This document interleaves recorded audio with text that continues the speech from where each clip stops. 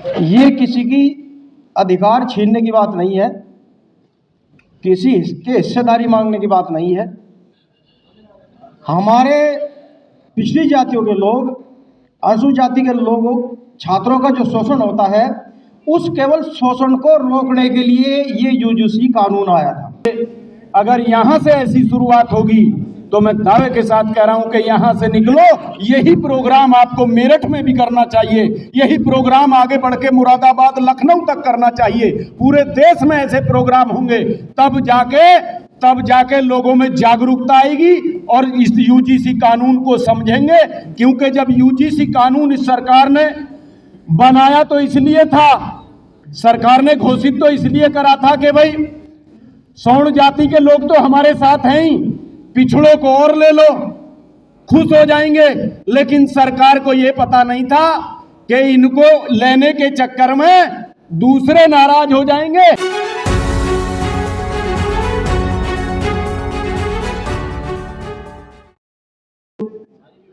ये जो सेमिनार चल रहा है, ऐसे प्रोग्राम, क्योंकि इसकी शुरुआत हुई है, ऐसे प्रोग्राम हमें पूरे देश में करना चाहिए। अगर यहां से ऐसी शुरुआत होगी तो मैं दावे के साथ कह रहा हूं कि यहां से निकलो। यही प्रोग्राम आपको मेरठ में भी करना चाहिए, यही प्रोग्राम आगे बढ़ के मुरादाबाद, लखनऊ तक करना चाहिए। पूरे देश में ऐसे प्रोग्राम होंगे, तब जाके लोगों में जागरूकता आएगी और इस यूजीसी कानून को समझेंगे। क्योंकि जब यूजीसी कानून इस सरकार ने बनाया तो इसलिए था, सरकार ने घोषित तो इसलिए करा था कि भाई सवर्ण जाति के लोग तो हमारे साथ हैं ही, पिछड़ों को और ले लो, खुश हो जाएंगे। लेकिन सरकार को यह पता नहीं था कि इनको लेने के चक्कर में दूसरे नाराज हो जाएंगे। क्योंकि सरकार की ये प्लानिंग थी, इसको घोषित कर दो, घोषित करने के बाद में वो तुम्हारे हैं, ये भी तुम्हारे हो जाएंगे। ये पता था कि ये जाके सुप्रीम कोर्ट में चले जाएंगे, रोक लग जाएगी। वही हुआ, सरकार के मुंह में छछूंदर अटक गई, ना निगली जा रही है ना उगली जा रही है। और ये जितनी पार्टी हैं जो हमारा अपना बनाने का दम भरती थी, हमारे बीच में आती थी, कोई भी इस बिल के समर्थन में खुल के नहीं बोल रही है। अगर कोई खुल के बोला है, पार्लियामेंट से लेके सड़क से लेके सदन तक कोई बोला है, तो माननीय चंद्रशेखर आजाद बोले हैं। और जब चंद्रशेखर आजाद बोले हैं तो किसान भाइयों को, पिछड़े भाइयों की जिम्मेदारी बनती है कि जो नेता हमारे लिए सदन से लेके सड़क तक बोल रहा है, प्रोग्राम जगह जगह आंदोलन हो रहे हैं, इसी दिल्ली में बड़ी जनसभा इसी यूजीसी के समर्थन में किए हैं, हर जगह इसी तरीके से कर रहे हैं, तो हमारी जिम्मेदारी बनती है कि उन पार्टियों को छोड़ो जो हमारे इस मुद्दे पे चुप्पी साधे हुए हैं। क्योंकि वो पार्टी लालची है कि कहीं उनका वोट ना कट जाए, इसलिए यूजीसी के समर्थन में नहीं बोल रही है। इसीलिए भाई चंद्रशेखर आजाद बोले हैं तो हमारी सबकी, पिछड़े दलित की जिम्मेदारी बनती है कि भाई चंद्रशेखर के हाथों को मजबूत करो। और जब ये आंदोलन बड़े रूप में चलेगा तो यूजीसी लागू होकर रहेगी। मैं इसके साथ में कहना चाहता हूं कि भाइयों और जाट भाइयों से मैं ये कहना चाहता हूं कि जाट भाई वो कौम है, अगर आप खड़े हो गए किसी भी आंदोलन में तो किसी के सामने सरकार झुके ना झुके, लेकिन किसान भाइयों के सामने झुकती हुई नजर आती है। आपने कितने ही मुद्दों पे देखी होगी। तो हम यही कहने के लिए आपसे आए हैं कि किसी से घबराना नहीं, इस कानून का हमें खुल के विरोध करना है और खुल के आंदोलन करना है, हमें सड़कों पर उतरना है। जहां भी कोई प्रोग्राम इसी तरीके के, आज ये प्रोग्राम की शुरुआत हुई है, आज 4-5 राज्यों से समाज के बड़े जिम्मेदार लोग आए हैं, तो एक अच्छे काम की शुरुआत हुई है।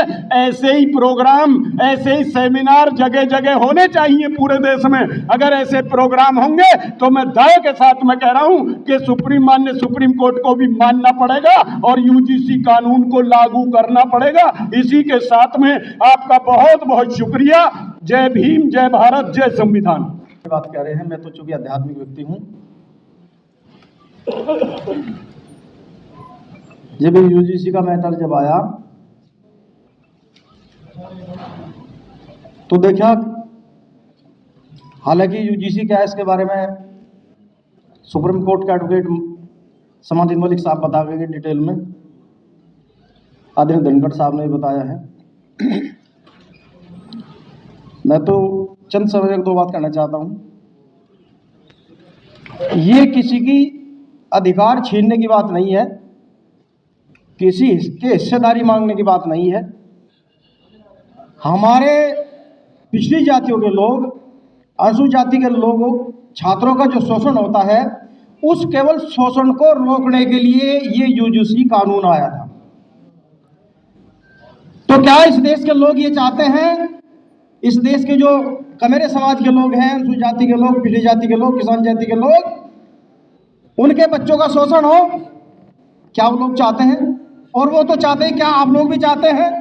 और मैं इस मंच के माध्यम से पूछना चाहता हूं, इस देश की सरकारों में बैठे जो हमारे नेता, हमारे समाज के, चाहे किसान जाति के, जाट समाज के लोग हों, चाहे अनुसूचित जाति के लोग हों, वो क्यों नहीं बोल रहे? क्या वो भी चाहते हैं हमारे समाज के बच्चों का अपमान हो? ये बहुत बड़ा सवाल है। ये बहुत बड़ी बात नहीं है, ये बहुत छोटी बात है। छोटी बात के लिए केवल शोषण रोकने के अगर कानून आता है, शोषण रोकने के कानून पे भी वो ऐतराज कर रहे हैं, तो बहुत हमारे लिए दुर्भाग्य की बात है।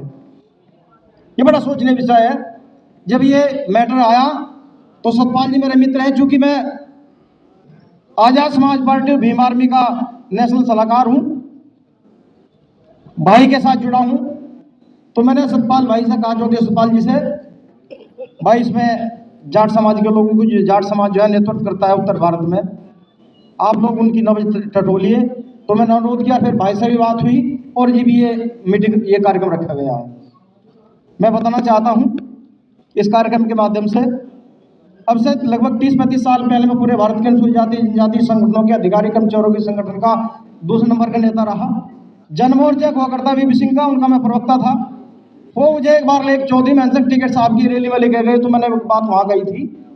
इस देश, ये कृषि प्रधान देश है, इस देश की 70% जनता कृषि पर आधारित जीवन जीती है। कुछ लोग टेक्नोलॉजी के संपन्न है देश है, चीन, जापान, श्रीलंका, कुछ लोग तेल के उत्पादक देश है। पर हमारे देश में जो खेती में होता है, जो जमीन में होता है, उससे हमारे देश के संसाधन चलते हैं, सारे कारोबार चलते हैं। केवल 30% लोग जो पूंजीपति हैं या अधिकारी कर्मचारी हैं। जब तक इस देश का किसान मजदूर संपन्न नहीं होगा, तब तक इस देश का विकास संभव हो नहीं सकता। और बड़ा दुर्भाग्य की बात है, किसान मजदूर एक खेत में काम करते हैं, अनुसूचित जाति के लोग और किसान जाति के लोग, पिछड़े वर्ग के लोग, अगर उनमें भाईचारा नहीं है होगा, तो तब तक हम सत्ता में नहीं हो सकते।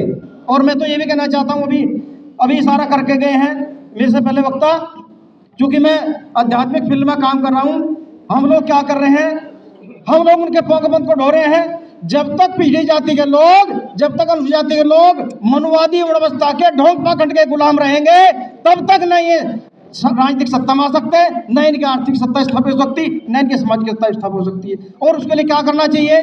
हम लोगों को, जो हमारे महापुरुष हैं, सर छोटूराम साहब हुए हैं, चाहे ज्योतिबा फुले साहब हुए हैं, चाहे बाबा साहब डॉक्टर अम्बेडकर हुए हैं, चाहे चौधरी चरण सिंह हुए हैं, जितने हमारे बहुजन समाज के लोग, किसान जातियों के लोग, उनका जो साइंटिफिक जो उनका फिलॉसफी है, दर्शन है, जब तक हम उसको अपने बच्चों को नहीं बताएंगे, समझाएंगे नहीं, तब तक हम पोंगा पाखंड, ढोंग पाखंड से बाहर नहीं आएंगे। तो ज्यादा वक्त न लेते हुए, चूंकि मैं तो उस कार्यक्रम का आयोजक हूं पर्दे पीछे, मैं तो बोलना भी नहीं चाहता, तो मैं नोट किया था, मैं बोल नहीं चाहता। मैं तो केवल, चूंकि हम ऐसे कार्यक्रम भीम आर्मी से जुड़े हैं, आजाद समाज पार्टी से जुड़े हैं, भाई को साथ देते रहते हैं। आज इस कार्यक्रम में मुझे बोलने का मौका दिया, चूंकि हमारे बीच में, हमारे आजाद समाज पार्टी भीम आर्मी के ऊपर एक अनुशासन समिति है। मैं इस मंच के माध्यम से बताना चाहता हूं, हमारे बहुजन समाज की तमाम पार्टियां हैं, जो पार्टी बनाते हैं समाज, और एक एक परिवार की पार्टी बना ली, चाहे वो भुट्टा ने पार्टी बना ली, चाहे चौधरी अजीत सिंह के लड़के ने पार्टी बना ली, एक परिवार की पार्टी, चाहे लालू के बेटा ने पार्टी बना ली, एक परिवार की पार्टी, चाहे बहन माई ने एक परिवार की पार्टी बना ली। चंद्रशेखर की पार्टी एक परिवार की, एक व्यक्ति की पार्टी नहीं है। पूरे देश के अनुसूचित जाति, जनजाति, पिछड़े वर्ग के विद्वान लोगों के नेतृत्व में पार्टी चल रही है, और उसके ऊपर एक अनुशासन समिति बनाई है। अगर भीम आदमी आवाज समाज पार्टी का कोई व्यक्ति कार्यकर्ता अनुशासन करता है, तो एक अनुशासन समिति बनी है। उस अनुशासन समिति के राष्ट्रीय डिप्टी चेयरमैन भी हमारे बीच बैठे हैं, जो पूर्व जेलर हैं, नंदलाल साहब, उनका भी मैं सम्मान करता हूं और अपनी बात को समाप्त करने के चाहता हूं। जय भीम, जय भारत, जय कमरा समाज।